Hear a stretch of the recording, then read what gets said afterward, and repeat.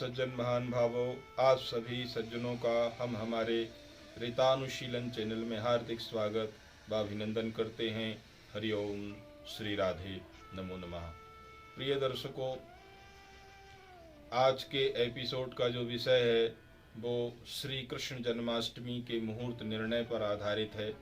बहुत सारे मित्रों ने हमसे कहा कि आचार्य जी, श्री कृष्ण जन्माष्टमी मुहूर्त निर्णय के विषय में कुछ प्रकाश डालिए, और उसी आधार को लेकर के हमने फिर यह एपिसोड आप सब लोगों के लिए निर्मित किया।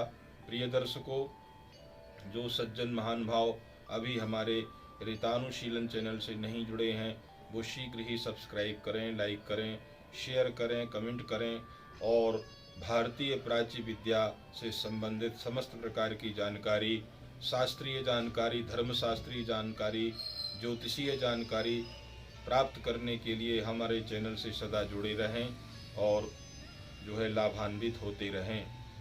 प्रिय दर्शकों, आज का जो विषय है श्री कृष्ण जन्माष्टमी के मुहूर्त का निर्णय। श्री कृष्ण जन्माष्टमी कब मनाई जाए और उसके किस आधार पर किस दिन जो है मनाने का निर्धारण किया जाए। श्री कृष्ण जन्माष्टमी सर्वविदित है कि श्री कृष्ण जन्माष्टमी भाद्रपद मास की कृष्ण पक्ष की अष्टमी तिथि को हम श्री कृष्ण जन्माष्टमी जो है मनाते हैं। श्री कृष्ण भगवान का व्रत जो है धारण करते हैं।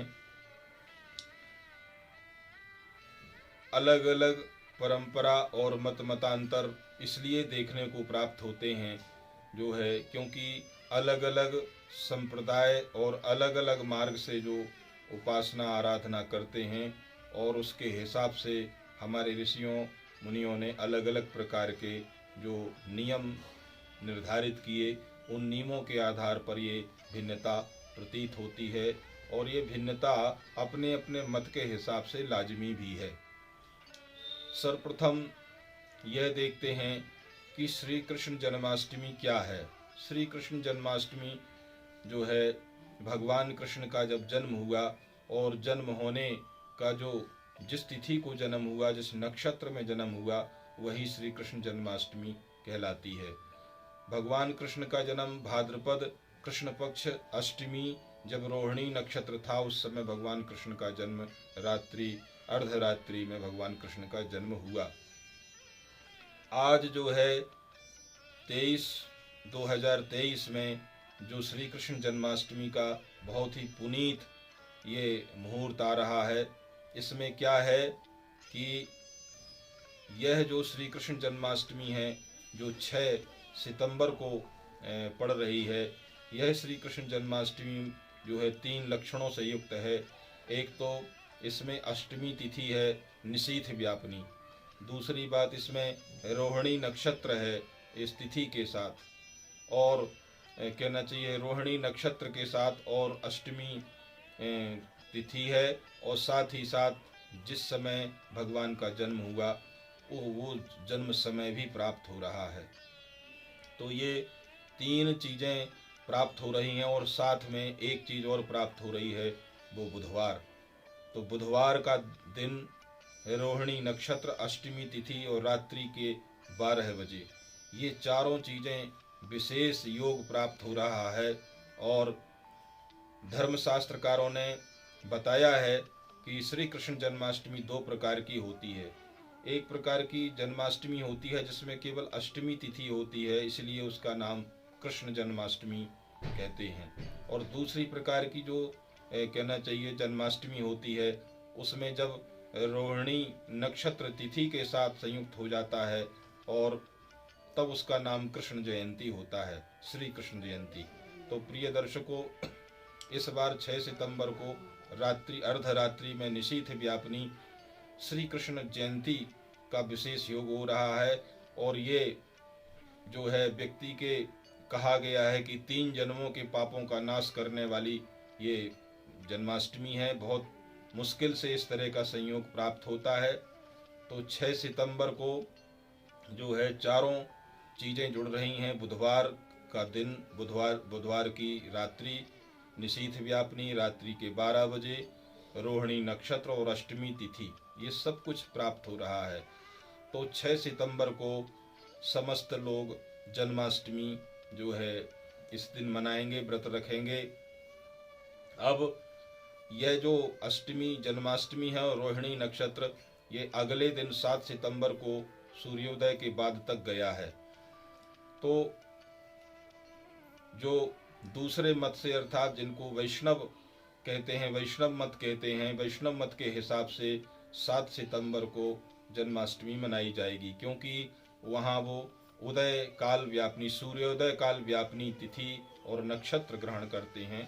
तो 7 सितंबर को वैष्णव मत से जन्माष्टमी व्रत का जो है व्रत किया जाएगा। और 6 सितंबर को जो है, जिनको हम स्मार्त कहते हैं, स्मार्तों का व्रत रहेगा। स्मार्त के विषय में थोड़ी सी चर्चा कर दें कि स्मार्त कौन होते हैं। स्मार्त का अर्थ होता है जो पंचदेवोपासक हैं, गणेश, दुर्गा, शिव, विष्णु और सूर्य, जो पंचदेवों अर्थात जो देव, हिंदू सनातन संस्कृति में जितने देवी देवता हैं, सभी देवी देवता को मानते हुए और किसी एक इष्ट की आराधना करते हैं, और सभी देवी देवता को मानते हुए किसी एक इष्ट की आराधना करते हैं, उनका नाम स्मार्त मत है और वो स्मार्ती होते हैं। और जो वैष्णव कौन होते हैं, जो कहना चाहिए वैष्णव आचार्य से जो दीक्षा ग्रहण करते हैं, विष्णु भगवान के जो त्रिपुंड हैं उनको जो है उनकी छाप अपने शरीर में लगवाते हैं, कंठी धारण करते हैं, और उनका नाम, वो भगवान विष्णु के भक्त होते हैं, तो उनका नाम वैष्णव है। तो वैष्णवाचार्यों की जो जन्माष्टमी है वो 7 तारीख को, 7 सितंबर को रहेगी। और कहना चाहिए स्मार्तों की जो शेष समस्त लोग हैं उनकी जो जन्माष्टमी है वो 6 सितंबर को रहेगी। और भगवान कृष्ण का भली भांति व्रत रखिए और व्रत रख करके भगवान कृष्ण, श्री कृष्ण भगवान का जन्मोत्सव कराइए, उनका पूजन कीजिए और पूजन करके भगवान का जो है प्रसाद ग्रहण कीजिए। और जन्माष्टमी के पर्व को खूब हर्षोल्लास के साथ मनाइए। प्रिय दर्शकों, ये बहुत ही इस समय जो जन्माष्टमी का योग आया है, ये जिसको हम श्री कृष्ण जयंती कहते हैं, अद्भुत योग आया है। इस तरह का योग बहुत मुश्किल से आता है, सभी को व्रत रखना चाहिए। और मैं समस्त भारतवासियों को और संपूर्ण विश्ववासियों को श्री कृष्ण जन्माष्टमी की हार्दिक शुभकामनाएं देता हूँ, मंगल कामनाएं देता हूँ।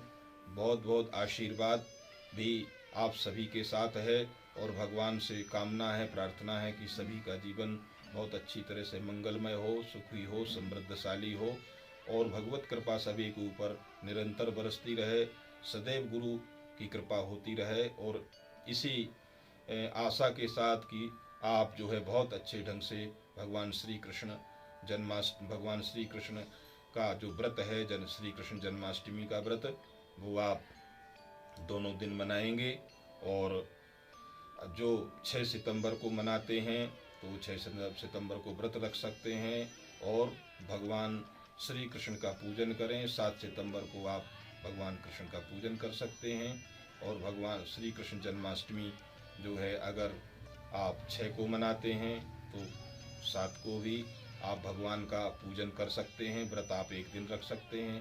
और जो 7 को मना रहे हैं तो वो 6 को भगवान का पूजन कर सकते हैं और 7 को व्रत रख सकते हैं। कोई अगर सामर्थ्य है और इच्छा आपकी अगर अंदर आंतरिक इच्छा है तो दोनों दिन की व्रत भी आप रख सकते हैं। और इसी प्रकरण को जो है पूरा करते हुए प्रिय दर्शकों, पुनः हम एक नए जो है एपिसोड के साथ, नए विषय को लेकर के साथ आपके सामने प्रस्तुत होंगे। और तब तक के लिए हमें आज्ञा दीजिए। हरि ओम, श्री राधे, नमो नमः।